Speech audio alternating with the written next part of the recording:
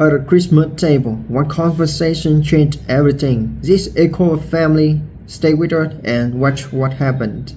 Hi, my name is Octavia. I'm 31 years old. On Christmas Eve, in front of 20 people, my father stood up.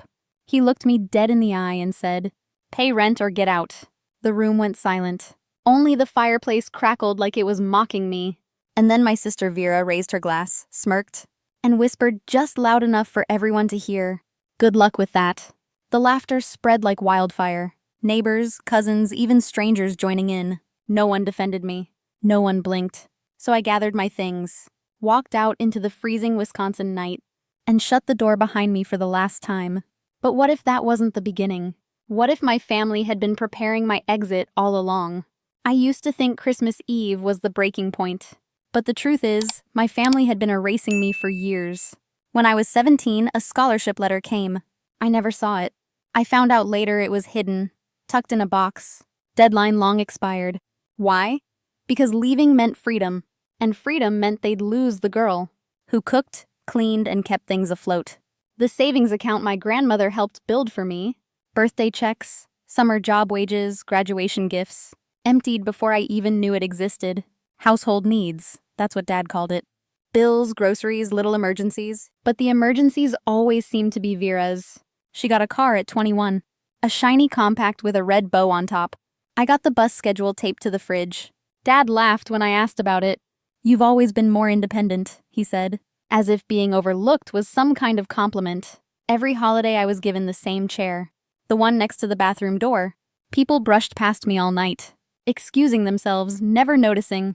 I was the only one who never truly sat at the table. Vera sat next to Dad, center of the room, center of every story, refilling glasses like a hostess at a gala. Me, I passed dishes, smiled politely, and disappeared behind the steam of my own plate. Even my name was negotiable. Octavia became Octa on place cards, O on birthday cakes, and once Madison, a name not even close to mine, on last year's gift tag. At first, I thought it was careless. Then I realized it was deliberate. Every mistake another small erasure. A reminder that remembering me wasn't worth the effort. And then came the words they loved to repeat. "You're dramatic. You're lucky we gave you a roof." This family isn't a charity. But what charity demands that the person they shelter pay the bills, cook the meals, and disappear quietly into the corner? I should have known then that Christmas Eve wasn't a beginning. It was a finale years in the making. Leaving that house on Christmas Eve should have felt like disaster. Instead, it felt like unclipping a weight I hadn't noticed. I hadn't realized it was strapped to my chest. For the first time in years, the silence belonged to me. No footsteps overhead, no Vera shouting into a phone, no Dad's TV rattling through thin walls. Just quiet. I didn't unpack much that first night, only the basics. A toothbrush, clean pajamas, the cheap lamp from my room. Still, I slept better on that half-made bed. Better than I had in an entire decade. The next morning, I woke before the winter sun. My body expected the old routine: tidy, brew, serve. Tasks no one thanked me for, performed without witnesses. Instead, I boiled water just for me and waited. Snow tapped the glass, small knuckles testing the world. My whole life felt smaller now, but finally mine. That first week, I built a new rhythm. I transferred bills out of my name, canceled subscriptions. I rerouted mail and cleaned each corner of the house, not out of obligation, but because I wanted it to shine. I bought groceries only I liked, arranged them neatly. No more labels to keep Vera from taking them. No more explaining why coffee pods vanished overnight. I started small rituals to remind myself I existed.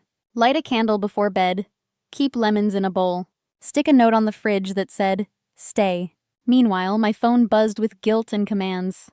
Group texts, missed calls, voicemails heavy with performance. I let them pile up like snowdrifts at dawn. Every hour I stayed silent. My spine grew straighter.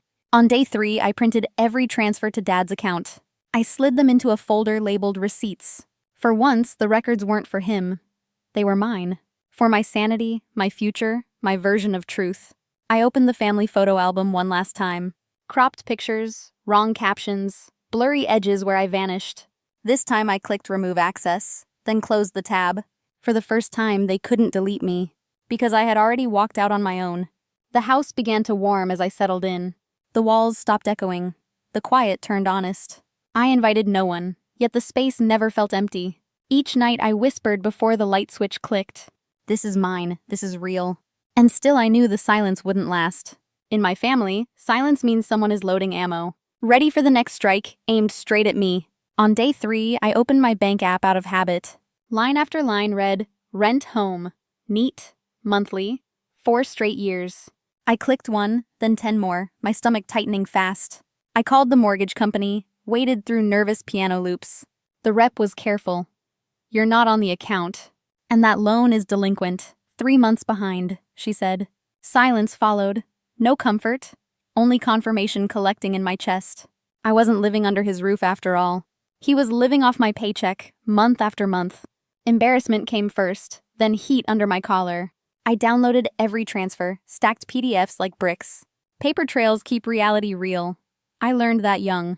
Then my email pinged. Urgent credit alert. New account opened. A department store card. My name, my old address on file. Another alert. Home goods chain, same address, same name. Purchases. Designer heels, a Vitamix, an $800 dryer. 2 days before Christmas, someone bought a luxury blowout. On me. I froze my credit, filed disputes, opened the shipping details. Recipient, clear as daylight on the screen. Vera Calloway. It wasn't a mistake. It was theft with a bow. Shame blinked, then hardened into a clean, cold resolve. I called each bureau, set verbal passwords no one could guess. I used a phrase my mother wrote once, just for me. A knock came, measured, human, not the family drumbeat. Aunt Deborah stood in snow, pressed a thumb drive into my hand.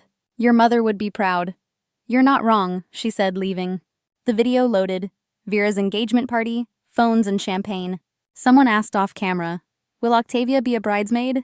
Vera rolled her eyes. She's the emergency fund, the backup account. Harland laughed, glass raised. She doesn't mind. She's helpful. They didn't whisper. Why would they? No one disagreed. I paused on their smiles, polished, practiced, perfectly unashamed. In their world, I wasn't a daughter. I was liquidity. I printed the transcript, clipped it behind bank PDFs. Alerts, dispute numbers, shipping names, dates hammered into order. The folder got heavy, the way truth does when bound. The printer hummed like a metronome for my new spine. I booked a certified mailing pickup, signatures required on receipt.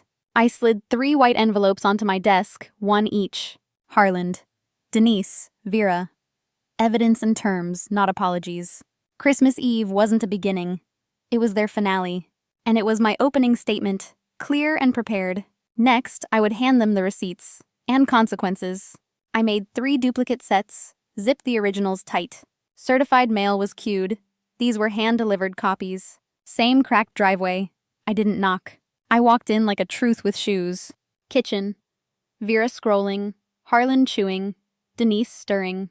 No one greeted me. No one used my full name. I set 3 envelopes on the table. Open them, I said. Harlan smirked. Then the first page erased the smirk. Bank transfers. 4 years of rent never sent to the bank. Delinquent notices. Credit alerts. Shipping with Vera's name. A transcript where you called me an emergency fund. Vera laughed. You printed the internet.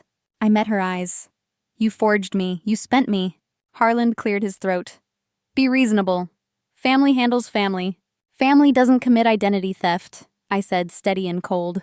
My terms. Today, not someday. 1. Reimburse every dollar or we litigate. Itemized, public. 2. Destroy the cards, photo proof and a witness. 3. Stop using my name, address, number permanently. 4. Any charge after today triggers police, not conversation. Denise stepped forward, arms open like mercy. I stepped back. No more hugs from people who steal. Harlan tried the old coaching voice. We gave you a roof. I slid a printout. Custodial withdrawals, 0 to count. You used my savings to pay that roof, I said. Grandma's gifts, my wages, graduation checks, gone. The roof wasn't over me. I was the roof. Vera's chin lifted. You love drama more than rent, Octa. Say my name, I said, then say theft. Denise whispered. We were struggling. Compassion? I am, I said to myself. Sign acknowledgements and a 30-day repayment schedule. Decline, and the next signatures are sworn statements. Harlan's jaw worked. You won't call the cops on your father. I tapped the stack square. Reports filed, case numbers inside. Letters to counsel are queued. Stamps are paid. I came to offer you a quieter road. Vera hissed. You'll regret this when nobody shows up. Nobody showed last night, I said. I survived. I left the envelopes. Copies, the originals don't live here. At the door, Harlan tried one last line of credit. You walk out now, don't come back for help. I looked at the man who edited my life. I'm not asking, I said. I'm auditing. And the balance you owe is due. Winter met me like a clean ledger. Cold, exact. I watched my breath cloud, then vanish. I drove. Ink, not snow, my line was drawn to hold. But lines invite tests. Tests always come calling. The first ring hit before I reached the corner. I should have let it ring. I didn't. The phone rang before I reached the corner. I answered anyway. Harland was careful, coached. Let's talk before this gets uglier. I already filed, I said. Case number's inside. A pause. Then the old threat dressed as concern. You're alone now. I'm not, I said and hung up. Home met me with honest heat and a locked door. I filed the receipts. The weight steadied me. On a high shelf, one unlabeled box waited. Yearbooks, programs, a manila envelope with my name. Chicago University, full ride, 7 winters old. On the back, his note. She's too important here. The years landed, then slid off like ice from glass. Beneath it, a pink envelope in my mother's hand. To my Octavia, open when they doubt your shine. Her line was simple. If they say you're too much, remember they weren't enough to hold you. Behind it, a savings bond, the seed of this house. Even gone, she'd left me a way through. I wrote one final letter. Dates, amounts, requests. Reimbursements, releases, no contact terms attached. Fraud reports and freezes verified. Signed, scanned, sent. Closure, not spectacle. The group chat fluttered, then went quiet. No apologies. Sometimes silence is the closest to sorry. I opened a new file, unwritten her. A fund and clinic days for women like me. We don't need louder voices, just exits and receipts. Before bed, I taped 2 lines in the front closet. Family isn't ownership. Boundaries aren't betrayal. Lights off. The house kept breathing. Morning came clean across the floorboards. 1 cup, 1 kitchen, 1 quiet life. I wrote 3 words on a new page. I release you. Not to bless them, to keep myself whole. I'm not staying angry. I'm just not staying. If they rewrite me, I have the originals filed. If they knock, there's a lock and a letterhead waiting. If you've had to draw a line with family, tell me in the comments. You're not alone.